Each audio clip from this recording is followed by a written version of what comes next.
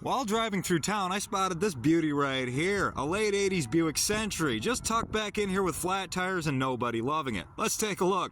Living in Michigan, you have the perks of talking to a lot of old factory workers, and something that I learned a long time ago with these old cars is this last set of numbers right here is the date this taillight was installed, April 2nd, 1988, so this is most likely a 1988 Buick Century. This is the 5th generation of the Buick Century, and I believe this is the second facelift that this generation actually got. The first of the 5th generation started in 1982 or 1983, and it had a more squared-off bumper, wider spacing in the grille, and a double recessed square glass headlight in there. You can actually thank the Ford Motor Company for these beauties right here that are flush-mounted.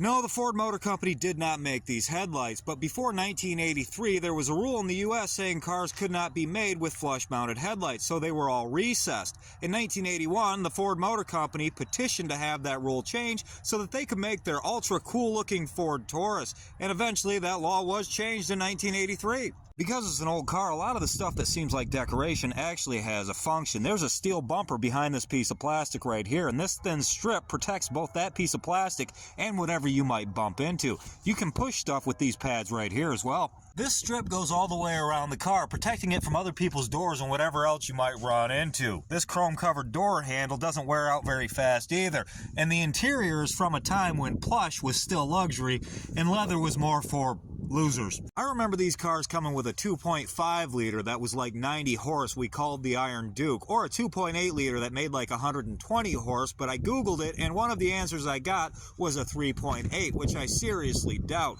This was a unibody car, but it was an early unibody car, so it felt really rigid. It's like you were riding on a plank, and all of the impact from the road was absorbed in the tires and suspension. And Buick was one of those cars that did it really well. One of my favorite things about cars when I was a kid was playing with these spring-mounted hood ornaments. I used to play with these things until they broke off and my parents got mad at me. It's kind of a miracle this one's still here, actually.